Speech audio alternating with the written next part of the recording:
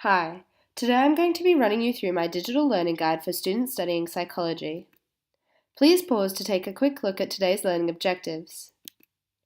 Over recent years, there has been a worldwide increase in the percentage of people who own and use mobile devices thanks to globalization. However, this being said, mobile technology remains much more accessible to those living in developed nations due to the differences in average income per capita, as what may be classed as affordable in Australia may be very different to someone from a developing nation. Affordability and affordances are key aspects of mobile devices that must be considered when examining global equality of mobile technology, because as you can see here, the cost of owning a mobile phone varies from country to country, and due to more expensive phones offering more affordances, people in countries such as the Democratic Republic of Congo may not be able to afford the devices used in developing nations. This carries significant consequences, as those in developed nations are growing more and more technologically fluent as they grow used to the rapidly developing hardware available to them, while those in developing nations are not given the opportunity to excel at the same rate, and thus are growing further and further from today's expectations of technological fluency. Now on to educational approaches. Here we have a very simplified model of the epistemological continuum, so as to understand where different educational approaches originate from. On the left, we have the objectivist learning approach, which holds the knowledge is to be apprehended and understood, and on the right, we have the constructivist learning approach, which states that knowledge is constructed actively by learners as they interact with the world. However, it is important to note that between these two lies a spectrum of opinions. Objectivism is closely linked to information transmission, which encompasses the traditional lecture or textbook-style teaching method in which information is explained and students are expected to remember and understand it.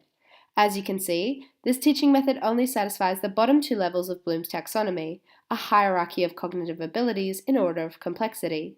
However, that isn't to say that it's inferior to other educational models, as information transmission allows students to gain a base understanding of concepts in a short amount of time and with limited resources. Mobile technology has also allowed information transmission to become much more convenient, as learning tools such as ebooks allow users to carry the information from hundreds of textbooks on a device as small as their phone or tablet. Nowadays, psychology students can access their textbooks online at any time and are provided many features exclusive to ebooks, such as online quizzes relevant to each chapter, highlighting and note-taking tools that can be converted to flashcards, and website hyperlinks that allow for further reading. QR codes offer another form of information transmission that can be enhanced with mobile technology, as nowadays majority of the developed world own a smartphone and thus have the capability to scan QR codes and learn from the hard-linked media presented to them, be it text, video, images, or even interactive websites. However, it is important to note that this learning tool would not be as effective in developing nations due to the minority of their populations owning a smartphone.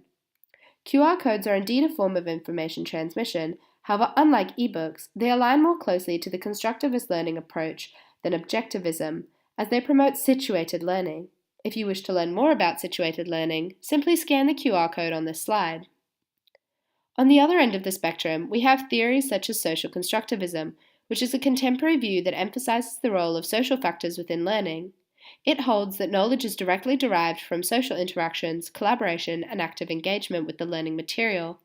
This approach satisfies all levels of Bloom's taxonomy, as it encourages students to apply their knowledge, analyze and evaluate what they are taught, and create unique findings for themselves. A key component of social constructivism is the educational space in which one is learning. These spaces can be anywhere, from the unique examples listed on this slide to more traditional spaces such as classrooms. However, remember to look for spaces that encourage collaborative, hands-on learning rather than simply seeking out a quiet corner of the library. VR is another great tool to facilitate interactive learning. Here we have a boomerang of my little brother using his headset to explore regional India and gain a deeper understanding of their culture.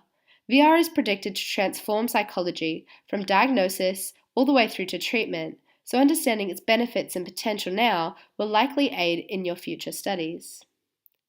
Mind mapping is my personal favorite learning tool and can be done with digital technology or without.